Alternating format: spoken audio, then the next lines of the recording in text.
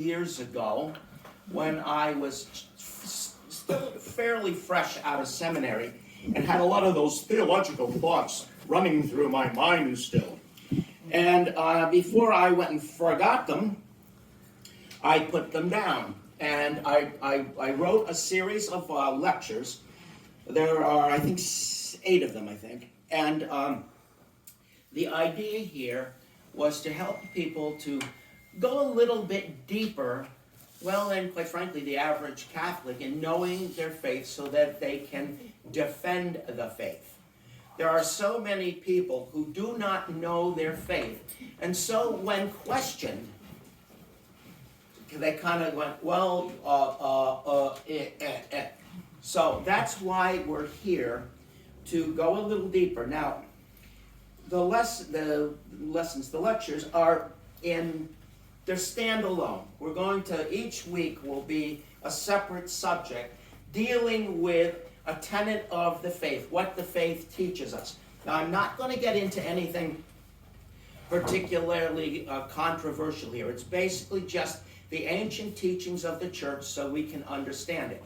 I'm not going to go into abortion and women's priesthood and all that stuff.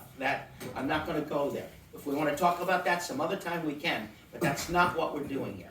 We're here to go a little deeper into what the faith teaches us so that we can better understand it. Now, the first thing, the first purpose here is knowing enough about our faith so that we can actively defend it. Somebody comes up to you and says, "How come?"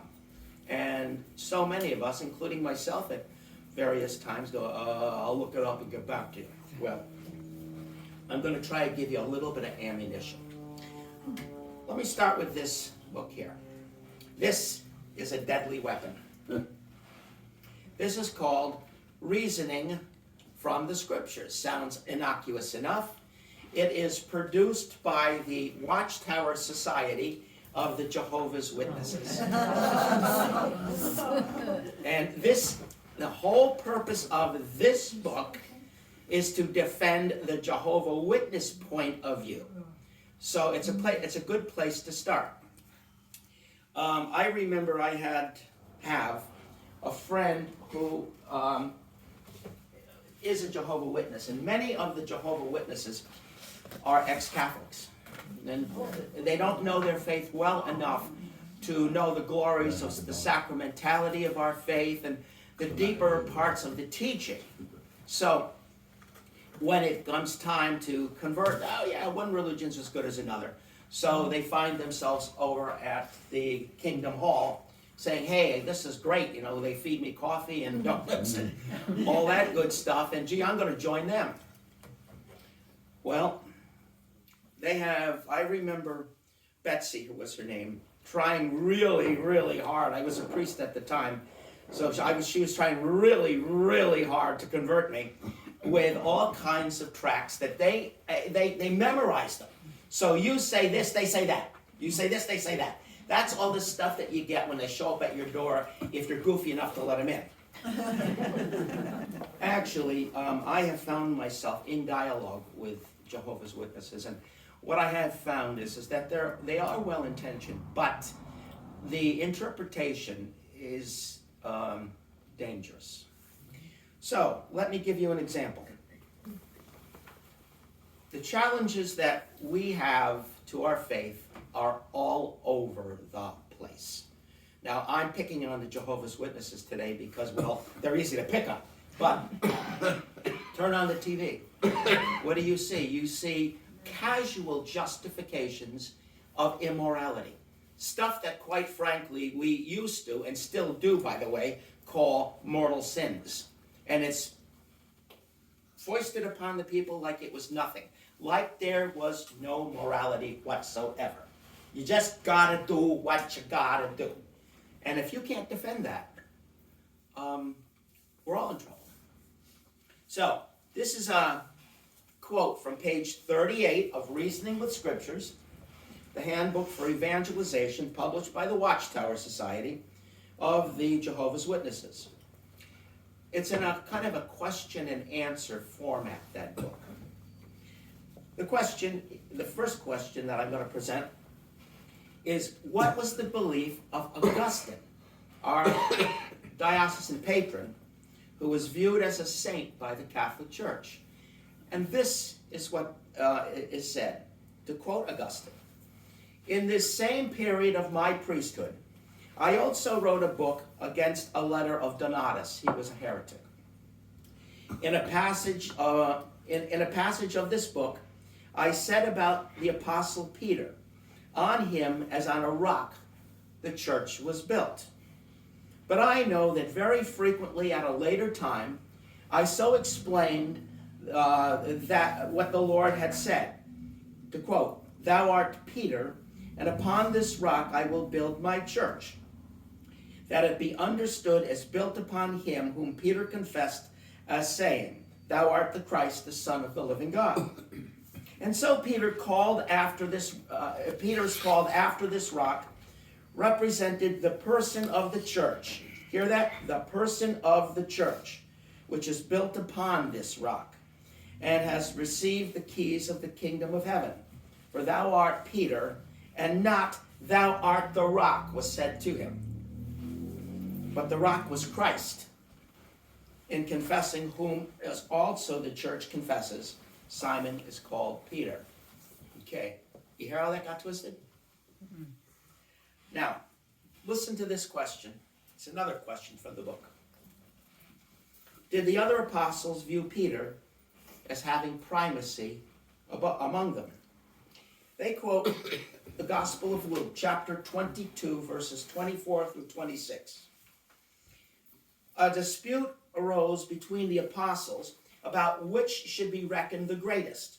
But he said to them, "Among pagans, it is the kings who lord it over them, and those who have authority over them are given the title benefactor. This need not happen to you." The Watchtower text argues, if Peter were the rock, would there have been any question as to which of them should be reckoned the greatest? It's hard to turn a page with one hand.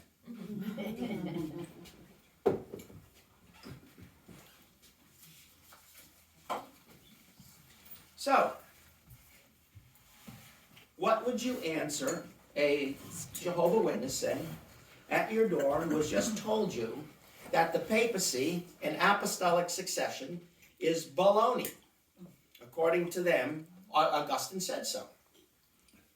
What would you say to the Catholic who comes to you and asks why the church believes in the Pope when even Augustine, a great saint, seems to have denied it? Because the Jehovah's Witness person came to the door last night and met him or her on the street outside of the church and told him so, and that person is now confused. What would you say to the person, be he or she a Jehovah's Witness or a fundamental Christian or whomever, who claims that Jesus never meant by "you are Peter, and upon this rock I will build my church"? That by these words, that Peter was to be the first pope, and that he and the other apostles should hand down his power through the generations, through the laying on of hands in apostolic succession. What about the person who claims that the notion that Jesus entrusted the keys to Peter is unbiblical, and that therefore there is no such thing as the church and papal authority? How about this? Are you positive that you are going to heaven? Their church the church says that it is found in the Bible, and the Bible is the sole authority to which we should refer. Paul does speak about predestination, and it is often misinterpreted what he means. What would you reply to the person who tells you that their Bible church has an answer to the question and that Catholics don't, and so you should join them? How about the person who says that Catholics make up a lot of stuff not found in the Bible, like the Mass and most of the sacraments, and therefore our religion is false. Jehovah's Witnesses and many other evangelical and fundamentalist groups spend massive amounts of time studying their tracts and preparing themselves to do battle to convince others of the truth of their faith. That little book is very thin pages, and there's close to 200 pages of small text in that. And they go, I think, twice a week, and they study it, and they study it, and they study it, and they study it, and they can rattle it off page by page, question by question. We don't tend to have that kind of competence in knowing our faith. And so what they offer is dangerous to the uninformed Catholic Christian. As I remember from my experience with Betsy, with her memorized tracts, the tactic is to confuse those who are not informed with little quotations or statements that are very difficult to refute on the fly. They can say much in just a few sentences, hoping that you'll accept what they say at face value, or are just too busy to research an answer. They are sincere in their efforts. No one is saying they are not. They believe that what they are doing is, in fact, God's will. People who are convinced that they possess the truth are always very difficult to refute. Our job here this morning and in successive Saturdays, if you choose to join us, is not so much to polish our knowledge up so that we have an answer to everything that they might say. Our job is really to take a refresher course in what the church teaches so that we can quickly recognize the glaring errors and be able to answer them. In short, our job is to come together to strengthen our faith in Christ, in the one true church that he founded, and to grow in wisdom so that we might be ready to fight against all the error that we see around us. Now, this word apologetics, as I said at the beginning, apologetics does not mean that we are apologizing for the faith. It really comes from a Latin word which means to defend. By learning what our faith teaches, we are then able, learned enough to be able to defend it. Now, this harkens back to St. Thomas Aquinas, St. Bonaventure, even St. Augustine. The idea is that reason is the key. Our faith is based on reason and logic. Our faith in God, in what the Catholic Church teaches, makes sense. It is never senseless like pagan religions, where multiple gods with seriously bad flaws would strike out at people on a whim. Ancients couldn't explain many of the phenomena surrounding them, like weather, lightning, thunder. How do you make sense of that if you're a pagan 2,000 years ago? And so survived that it was caused by a god or gods having a bad day. God's revelation to us is never absurd or capricious. The word revelation we will deal with a little later on, because you were often accused of not being Bible-based. You know, we have all these traditions and revelations that came after the Bible. We need to know what to do about that. There is a sensible pattern to God's revelation, and this is called the truth. Because God willed our human intellect to be like us, like his rather, we are able to know the truth. Now, we often hear, I say this fairly often in homilies to drum it in, we are cast in the image and likeness of God. What does that mean? Well, heaven knows that it doesn't mean that you're 5'4" and bald.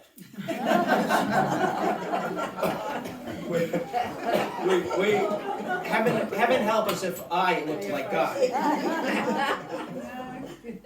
It means we possess God's qualities.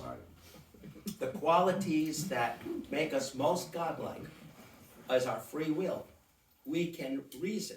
We can know right from wrong. We can think it through and find the truth. And when you couple that with God's other major quality, God not only can love, God is love. And he gave that ability to us. So, to be able to use your logical, rational mind, your ability to use your free will, and you couple it with charity, that is the most godlike qualities that we can possibly have as human beings. It makes us different than, say, Dora the Wonder Dog. Now, we have to be careful here. Not everything we know about God can be simply determined through logic. We must also be aware of and receptive to revelation. Those things that we know about God that would be impossible to know merely through logic. But in evaluating revelation, we must be able and willing to submit to the church, who has been given the authority to interpret the authentic will of God. Now, I'll explain that as time goes on, next week I think, when I deal with the authority of the church. Now folks, for those of you who have note-taking ability, I'm going to give you a little laundry list of things that probably we should have handy. Of course, Scripture, a Bible. The New American Bible, that's the one that we use for the readings at Mass. Or the Ignatian Bible, the RSV. It's a little bit of a drier translation, but it's an approved Catholic Bible.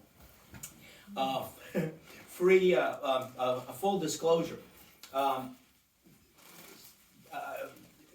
Bishop Fulton Sheen's favorite Bible was a Protestant Bible. And Bishop Fulton Sheen, when he would thump on his Bible, was usually thumping on the New English Bible, which is now out of print, and I have a copy of it, and it got me right through seminary. It was great.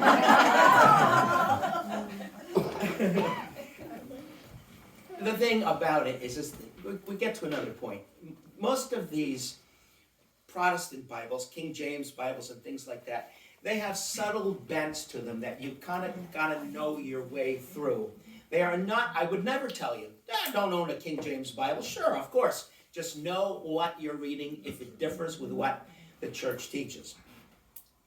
Okay, and I would also recommend that you get your hands on a Catechism of the Catholic Church if you don't have one already.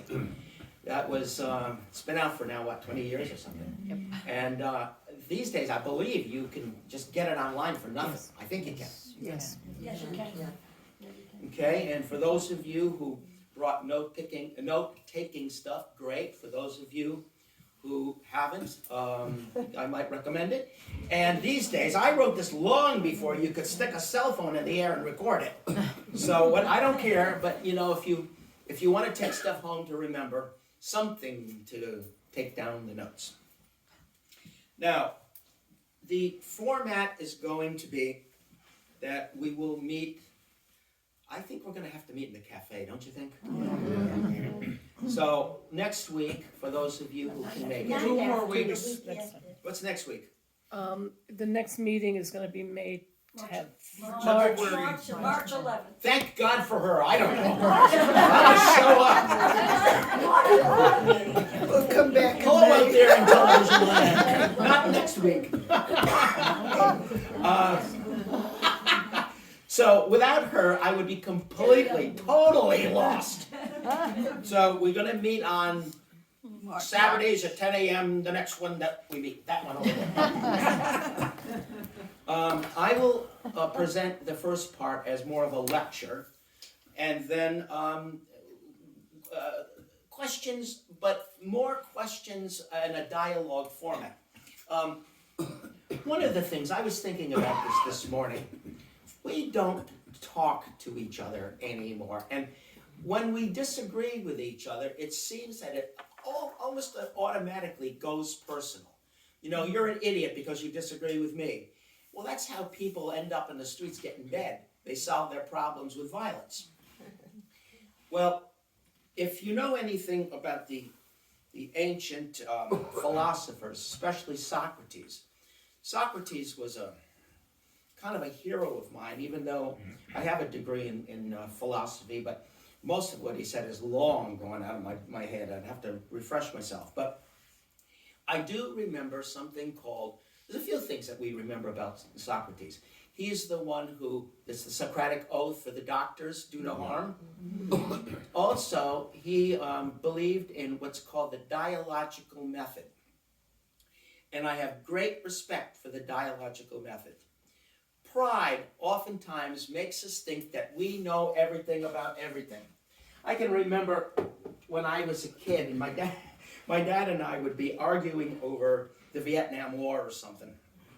I didn't want to get shot, and my dad was, hoorah, you know. With apologies to any Marines we might have here. But, and Dad and I, when I was like 17 years old, we would really get into it. And Dad would try to stop a fight or an argument with, it's documented. And then I'd say, where, Dad? And he'd say, shut up, kid.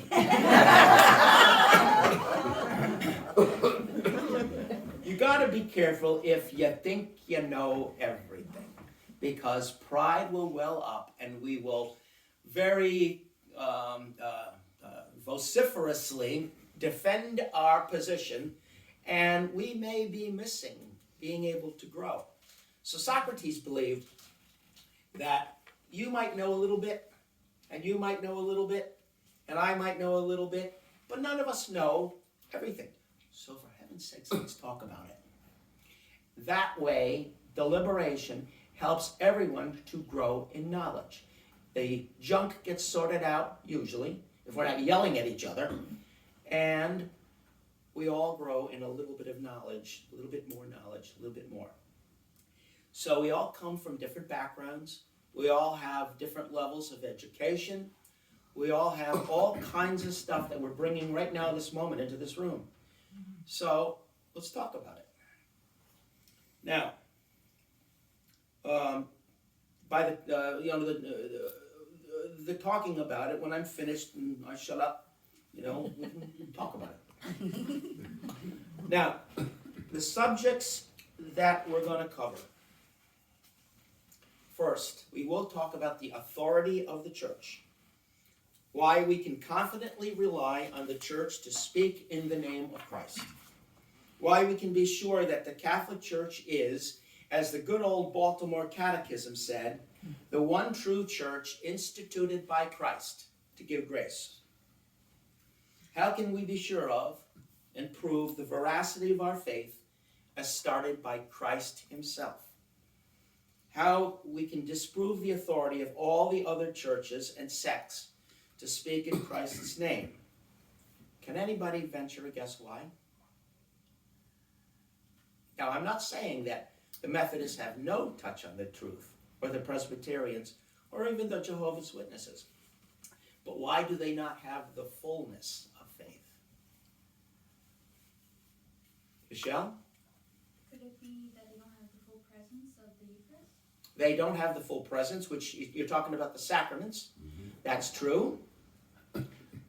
But I remember Father, now Monsignor Di Giovanni. I've offered this course twice already. I offered it years ago at St. Leo's in Stamford. And then I offered it at St. John's, the minor basilica in Stamford. And the rector, my rector when I was at St. John Fisher Residence, became the pastor of St. John, the minor basilica. So I've known Monsignor Di Giovanni for many years. And he would be kind of direct. He would kind of tell it like it is. And he said that the best example that we have to prove the authority, the fullness of authority of the Catholic Church to teach, is that all other faiths, even those who possess, a true Christian baptism and all that, the Presbyterians, the Methodists, the Congregationalists, etc., the Lutherans, were started by some guy. Ours was started by Christ. God started our religion. Not John Huss, not Martin Luther, certainly not Martin Luther King. And when you put that together, I mean, we have a direct line to Christ himself, an unbroken apostolic line. And that is why the church has the authority to teach. I am going to talk about papal primacy, including the basis and reason for apostolic succession, which is what I touched on with that argument about that the Jehovah's Witnesses will make about the rock and all that good stuff. That's the one that if you get a knock on the door and two people dressed like Mormons or something show up at the door and say, hey, let's talk about papal primacy, that's generally what you get first. That's where they start. So you need to know about this rock thing. So we're going to talk about it. I'm going to talk about the Trinity. One God in three persons. That, as we know, is biblical, and it's also revelation through Christ. What Catholics believe, and an examination of what some other cults, like the Jehovah's Witnesses and Mormons, believe. Tangentially, whose baptisms are valid and why. Hint. Jehovah's Witness baptism is invalid, and Mormon baptism is invalid. And I'll explain why as we get to it. I'm going to talk about the Catholic belief in Scripture and tradition as authoritative versus the non-Catholic idea of what we call sola scriptura, which is Latin meaning through Scripture alone, meaning that the Bible is the sole authority to determine God's revelation to us. The Catholic Church never has taught that. Treatment of the notion of justification by faith, another Lutheran term. Justification by faith alone. That word alone is important. We call that sola fide, again in Latin, versus the Catholic teaching of salvation by faith and the doing of good works, faith and charity. I believe I preached about that a couple of weeks ago, and I talked about charity being the completion of the process. Faith is only the start. I'm going to talk about the priesthood, what it is, what Christ intended it to be, and how the priesthood is generally viewed by non-Catholics. And there are different levels of that. If you talk to the Anglicans, or even the Lutherans, by and large, what we would call the high church Anglicans or Lutherans, you can go to either of these churches. I remember going to a Lutheran, no, it was Anglican, Episcopal funeral,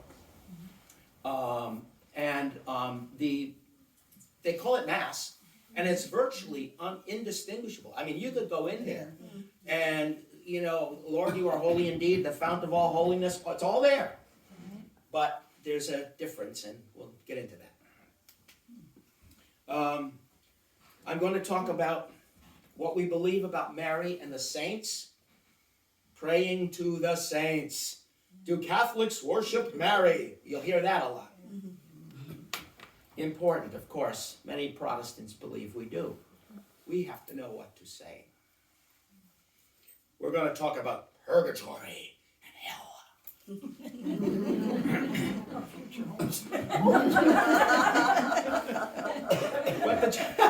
What the church, I never thought that the word hell would elicit laughing. There we go. Let's talk about hell. Ha, ha, ha. What the church teaches about salvation and damnation, and how to answer those who say that we can know we are saved. Many of our Protestant brothers and sisters will tell you, I have Jesus as my personal Lord and Savior, so I know I'm saved. We're going to talk about that. We're going to talk about the Eucharist, especially an analysis of Jesus' words at the Last Supper. We're going to talk about, as we conclude, the remaining sacraments. Why certain things we hold as sacraments while other brothers and sisters do not. Marriage is a very good example. Marriage is one of those where I think we especially need to understand as best we can why marriage is a sacrament and what the church teaches about entering into marriage. It's amazing how many Catholics don't know the basics of what a sacramental marriage is. So we'll talk about it. Now, these sources, some of them that I use might be dated. I will give you a bibliography towards the end, or maybe next week. I'll print them out. I used as my sources these things. You don't have to remember these. Just let me kind of know where I'm coming from. I used Carl Keating's Catholicism and Fundamentalism, The Attack on Romanism by Bible Christians. That's the title of it. I used Peter Kreeft's Fundamentals of the Faith, Essays in Christian Apologetics. I used Scott Hahn and Leo Suquenant's Catholic for a Reason, Scripture and the Mystery of the Family of God. Now, we had a convocation. As you remember, we were gone for about 3 or 4 days, and it was at the Immaculate Conception Seminary, now Retreat House on Long Island. And Scott Hahn was the presenter, and I was all geared up because he's one of these guys that I was all set to think, okay, Scott Hahn, he's Catholic Inc., he makes his living going around saying mighty things. He was magnificent. He was just magnificent. Personable, smart, oh my, but just a nice guy. And so I came in thinking that I was not going to be impressed, and I came out thinking this guy is the real deal. Used, again, Leon Supernant and another fellow named Philip Gray, Faith Facts, Answers to Catholic Questions. I used Peter Kreeft and Ronald Ticelli's Handbook of Christian Apologetics, hundreds of answers to crucial questions. I used a small book by a fellow named Patrick Madrid, Surprised by Truth. It's a nice little tome. And, of course, I used the Catechism of the Catholic Church. Periodical sources. I haven't actually looked at it in many years, but I must have been using it at the time, so I'll offer it out there. Envoy magazine. It's, I think, still being published. I'm not sure. And then there was a man who came around doing sort of 3-day retreat things, and I remember I had a friendly relationship with him. We would talk on the phone and things like that, but I've been out of contact with him for many years. His name was John Martinoni, and I think he found his way onto EWTN for a while, and he was floating around. You might want to check his website, because I'm sure he's still doing it. He's good, middle-of-the-road Orthodox Catholic. He's not going to send us into heresy. I did, in fact, use the Watchtower Bible tract. There it is, right there. And, of course, I used Holy Scripture. And as a general reference, www.catholic.com. And, of course, the www.usccb.org, which is the official website of the American Catholic Bishops. Now, that is basically the totality of lecture number 1. I have lecture number 2, but we'll wait until next week. Now, these are going to be of different lights. Today was sort of an introductory thing, kind of where are we going and how are we going there. Next week is talking about the truth, and it's quite a bit shorter in the material.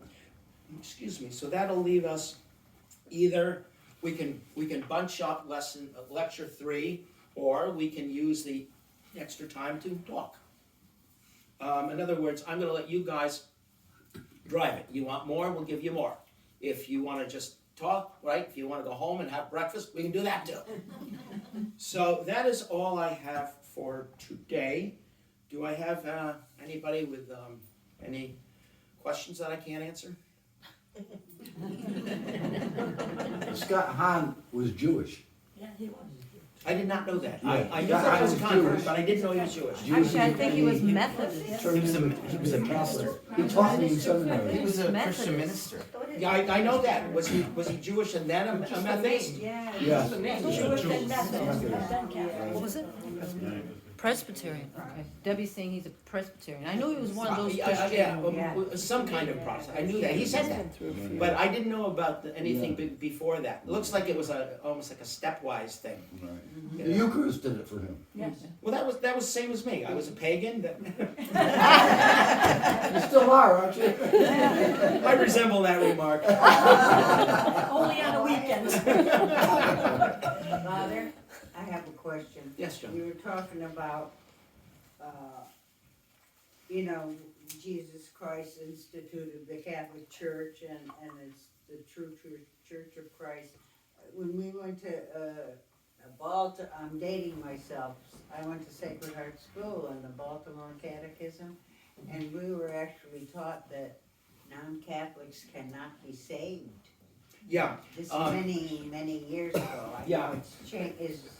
What do they say now? That's an interesting point that you bring up. Yeah. If you look, I don't have a copy of it, but if you look in the 1917 Right. Code of Canon Law, it basically said that this code, these laws of the church apply to everybody, and if they don't apply to you, they do. So the church claimed that you had to be Catholic to be saved. If you became aware of the truth of the faith, or even aware of the faith, you were compelled to convert if you weren't a Catholic. And if you weren't Catholic, you basically had no chance. That's basically the authority that the church claimed. That is not so in the 1983 code. The code says that the code applies to anyone who freely accepts the Catholic faith as their faith. So that would apply to all of us. It does not apply to Methodists and Presbyterians and Congregationalists and Jews and Muslims and Jehovah's Witnesses. The church doesn't claim that authority. However, if you go to the writings of Vatican II, probably Lumen Gentium, I don't remember exactly, you will hear that salvation, because the Catholic Church is in fact the one true church instituted by Christ to give grace. I remember the Baltimore Fund. It is the conduit through which all grace flows. So, because Christ formed this church, and due to disagreements and perhaps some human pride here, there, and everywhere, I'm thinking of King Henry VIII, who decided that he didn't like the church's teachings about divorce, so he went and made up his own rules. Good, yeah, ruts are up, pal. That's, by the way, that's Chinese.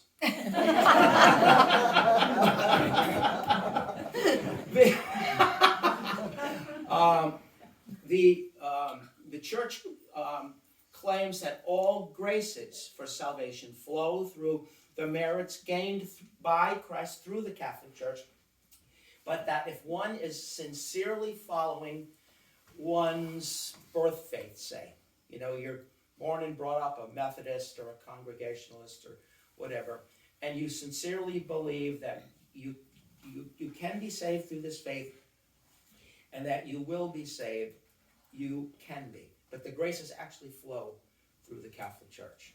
So the church doesn't use a heavy-handed approach anymore on that. It's nuanced, but see, this is exactly like, that's a good question. What do you say when someone says, I'm a Methodist? Did you say I'm going to go to hell? No, we don't. Maybe I can remember Sister Mary, whoever it was, saying, "Oh, you should bring your friends to Mass, but don't you dare go into their church." That's true. It was considered a sin if we went to a Protestant service. And you want to know something? One time, years ago, I would go up there on Sunday mornings, and I loved it because Father Pierre Botten, maybe some of you remember him, he was a sterling musician. I mean, amazing. And he was more of a conductor than an instrumentalist. And he assembled in that little tiny church, not a lot bigger than ours, about an 80-piece choir. It was unbelievable. And there was the basses and the tenors and the altos and the sopranos. He would say he would address the tenors, the altos, and the sopranos when he wanted them to do something. He'd go, "It's for the treetops."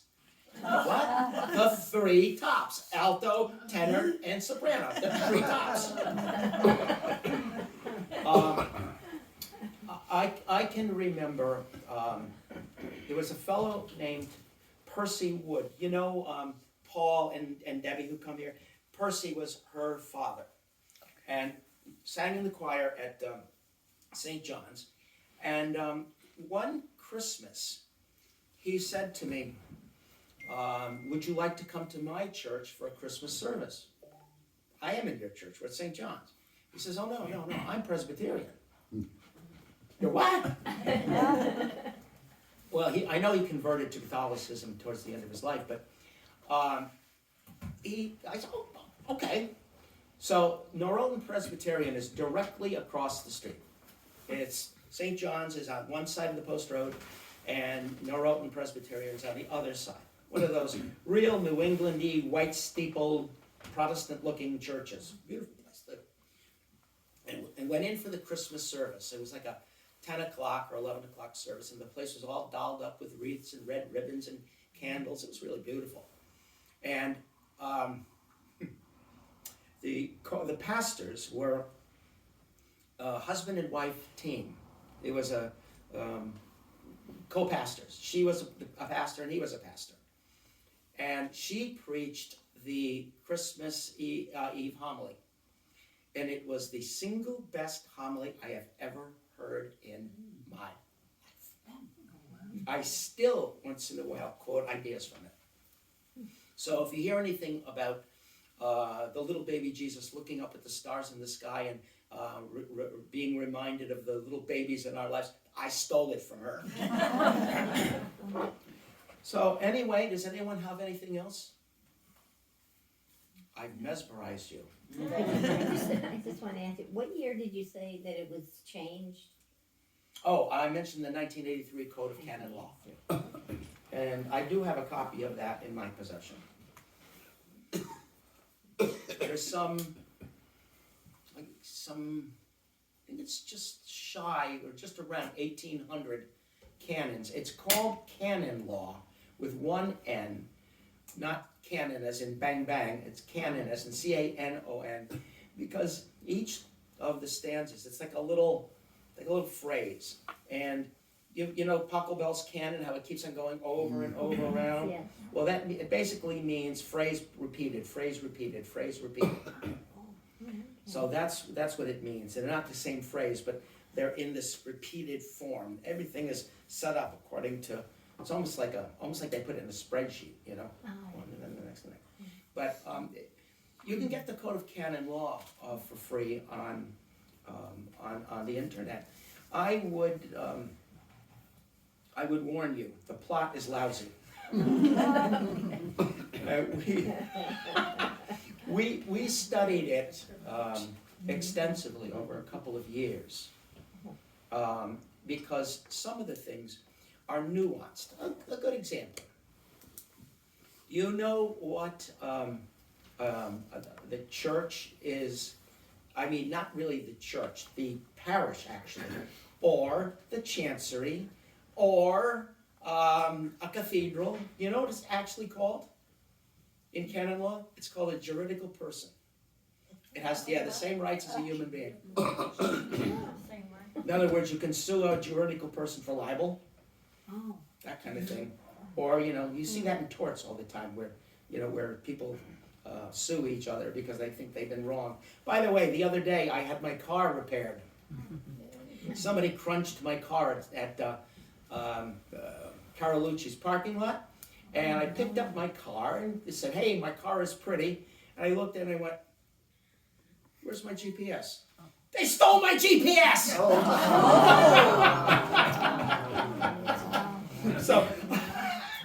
So I got another one on the way, thanks to Amazon. But, come on.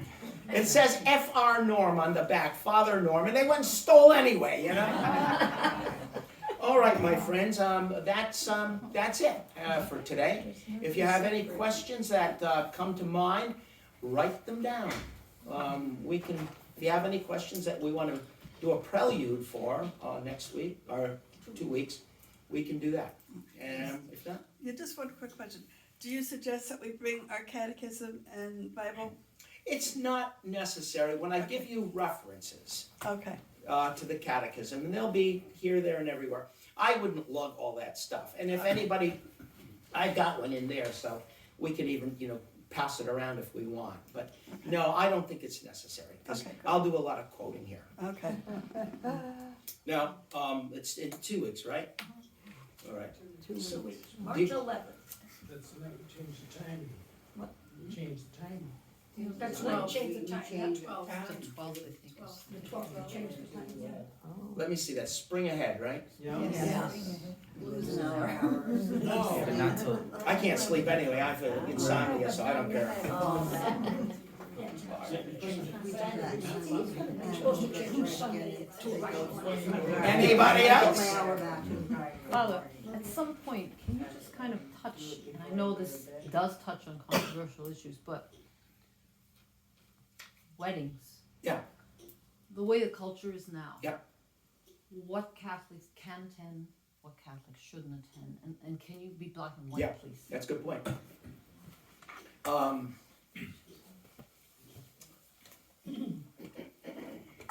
I was going to get into this a little bit later, but the Yeah, that's question fine. is asked, so I'll kind of touch on it. Catholics are bound to marry sacramentally. That means that they must be married under normal circumstances, by a priest or a deacon, and they can have no impediments to marriage. There are exceptions. Canon law actually does allow for a lay representative of the church to marry a couple validly if there is no priest available. Juneau, Alaska or something, well, I think Juneau would have a priest, but, way up. And so they can be delegated to witness marriages, but that is a very rare, very special thing. Generally speaking, if a Catholic wishes to get married, they are bound to be married by a priest or a deacon unless there are special circumstances. Now, if a Catholic wishes to marry a non-Catholic Christian, I'll kind of go through the gamut of these things. Now, a lot of people don't understand that they're not exceptions, they're dispensations. You can seek, I can grant a permission for mixed marriage. So if I have a Catholic never married before, or married before and has gained an annulment, wishes to marry a Protestant of some sort, that is called permission for mixed marriage. The marriage should be conducted in a holy place, not the beach, not the catering hall, and I get argued with that all the time with that baby.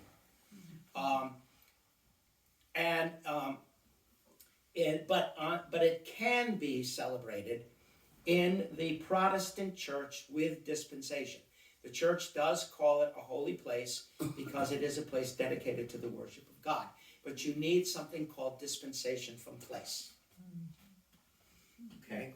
So I could marry a Catholic to a Methodist in the Methodist church with proper permission. I've done that. The only real exception to place where you can get married in, say, a catering hall or something like that is if you have, say, a Catholic wishes to marry, say, a Muslim or a Jew, and they can be very sensitive. Also, the Mormons, because the Mormons, they got this real serious anti-Catholic thing. Yeah. I've experienced it. And so the Catholics don't want to go into the Jewish temple or whatever, and the Jews don't want to go into the Catholic church, and so you got yourself a conundrum. What you want to do is you want them to have a valid marriage, and so how do you affect that? You ask the bishop for special permission to celebrate the marriage outside of Mass in a place that is not a holy place. That can be done with permission of the bishop. It's a form of dispensation from place. I have done several of them. I did one last year at the Ethan Allen. So the bishop gave me permission, and I was fine. I don't like it, but now you get people who will argue with you. But my friends all got married on the beach. Great, but you can't. And if you do, your marriage is not valid. I've actually had people say, well, since you can't do it, I found this website with a rent-a-priest. Yes, and most of these rent-a-priests are defrocked priests, are priests who have left the priesthood, but we are also legally justices of the peace. That means that when we marry a couple in the church, we also marry them in the eyes of the state. So the marriage license goes into the town hall, and the recording of the marriage goes into the book. Now, that's sort of the basics. What constitutes an impediment? If a person is married before in the church and gets a divorce but doesn't seek an annulment, the church still recognizes the previous marriage as valid. You are still married to the person you're divorced from. If you go and seek to get married outside of the church, well, I'm divorced, so I went to the justice of the peace. As far as the church is concerned, you're basically just cohabitating. It's sinful. So everyone who says, well, I wanted to get married, at the catering hall or that, and I claim the right to do it. There you go. That's in my book a bit of pride. Michelle? What's the difference between annulment and divorce? Yeah, good question. When a couple marries in the church, well, actually, all marriages, all are presumed valid until proven invalid. I had this situation once where it was Ted and Molly King. Years ago, they became good for RAV4. And you sign a promissory note.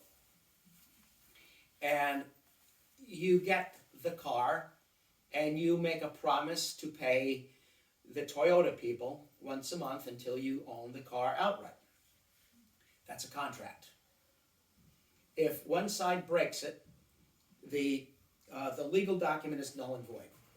There's also a lot of court fees too. That is a contract. A marriage, as far as the state is concerned, is a contract. A marriage, as far as the church is concerned, is a covenant. A covenant is something that remains in force even if one side breaks it. The best example of a covenant is found right there in the Old Testament, in the book of Genesis, when God introduced himself, so to speak, to Abraham, and he gave to Abraham the covenant formula. After he said, identified himself as Yahweh, I am who am, or I am subsistent existence, he then said, a little ways down, he said, I will be your God, and you will be my people. That's a covenant. And we know that the Jewish people over history kept on getting in Dutch because they would break the covenant through sin and pride and error. But the covenant remained. The promise remained. So, Catholic marriage is a covenantal promise that remains until death. So what is an annulment? An annulment is not a form of Catholic divorce. A contract, yeah, you can break the contract, that's a divorce. An annulment is a little bit more subtle. No Catholic with an impediment to marriage can marry in the church again. I can't. I'm a priest. You can't. You guys are married to each other. You have an impediment to marriage because you're married. So, when in seeking an annulment, it is a declaration by the church, not that a contract existed and doesn't any longer. It says that the sacramental covenant never existed in the first place. So an annulment is not a Catholic divorce. Sadly, about 52%, I think, of marriages end up in divorce, and the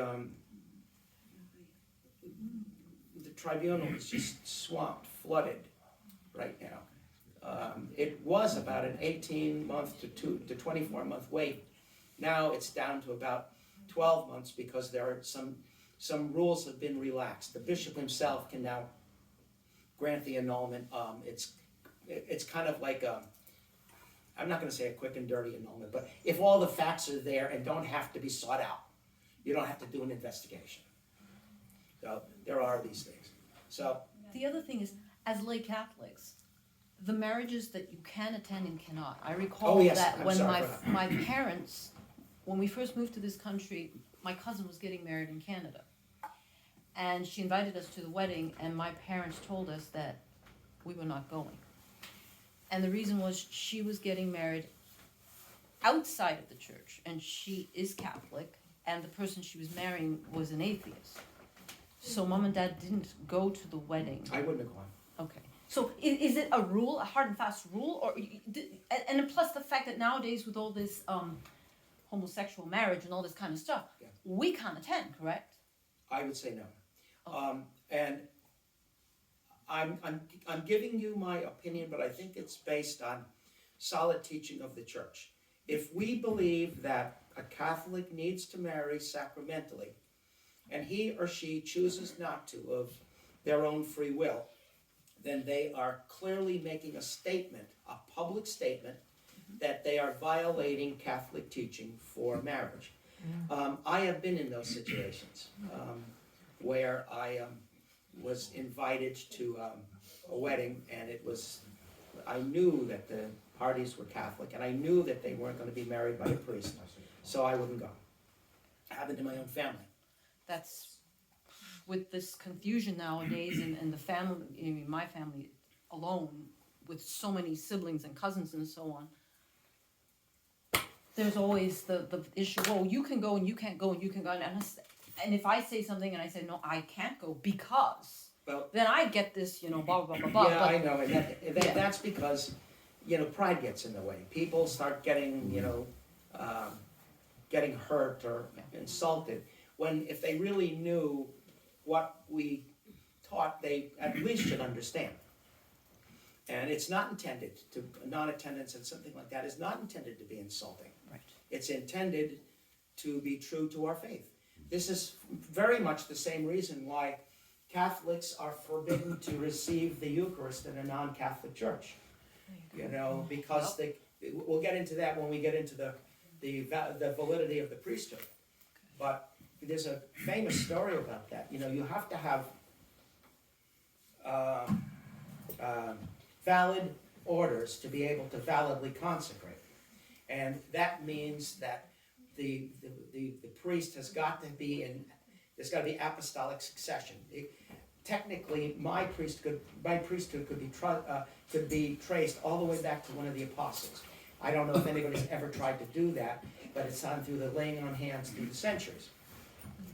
Well, with that being said, take the Episcopal Church, right? Anybody know what the difference between the Anglican and the Episcopal Church is? This is fun. When the American Revolution happened, we couldn't, the Anglicans could no longer be under the King of England here, so they separated and became the Episcopal. That's correct. Is that fun? Okay, take care, guys. That's exactly right. When we couldn't have King George, we couldn't throw him out of America and still have him the head of our church, of the Anglican Church.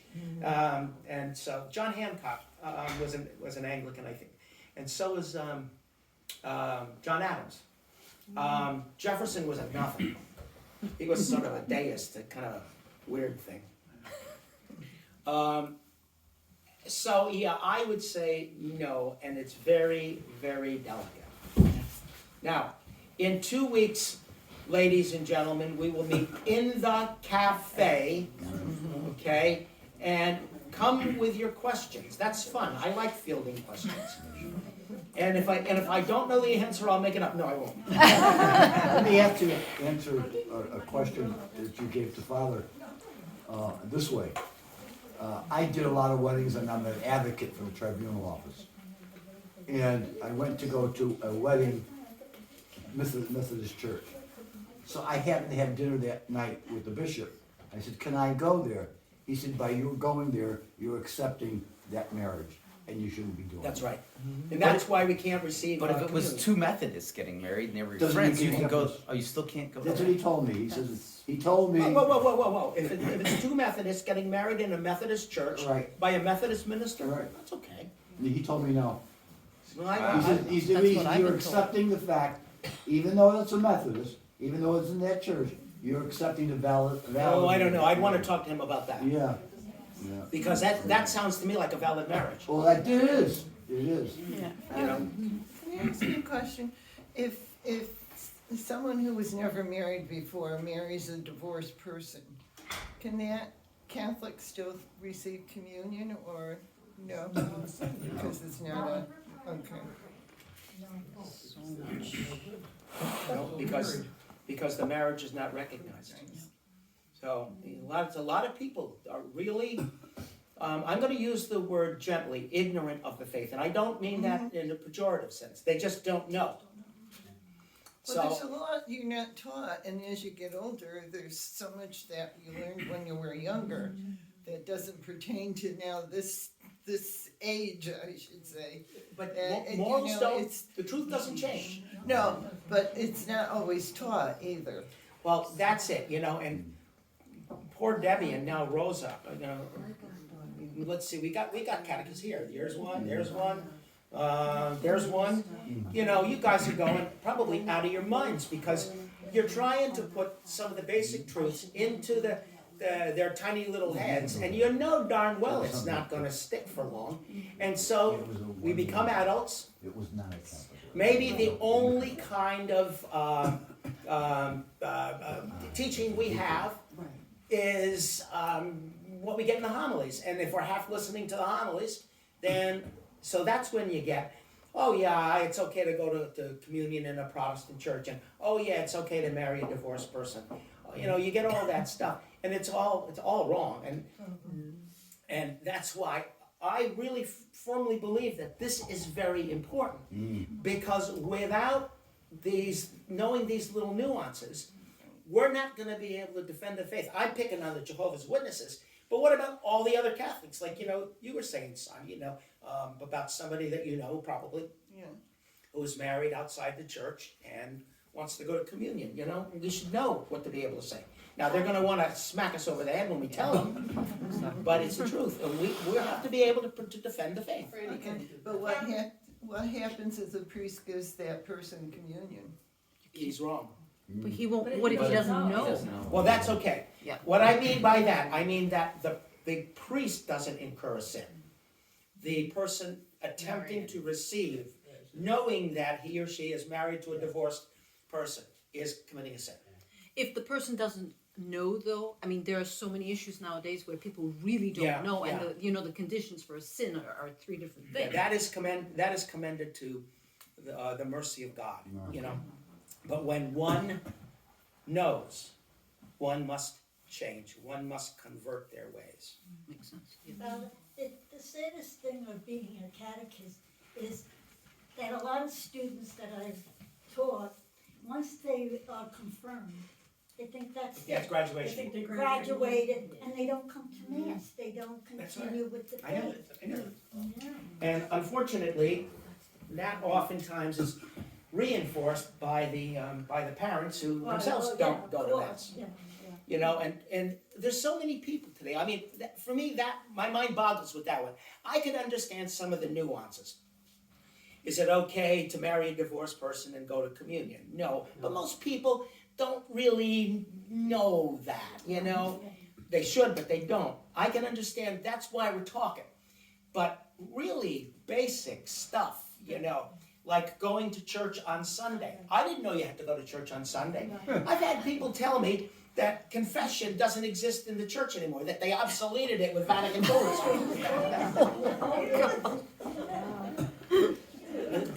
Really?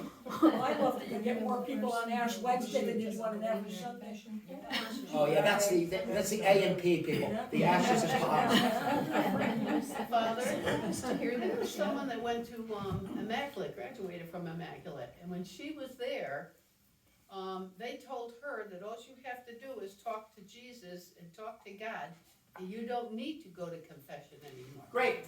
And she's a Catholic in that, and she comes to our church and everything once in a while, but, yeah, And that's what they were told. And what did Jesus say? It would be better for a person to have a millstone tied around their neck and thrust into than to lead one of my little ones astray. And That's Janice what is, they were told. he's probably correct, because I know a former religion teacher from Immaculate, and She she even said taught at it's Immaculate. confusion in the Catholic After she graduated.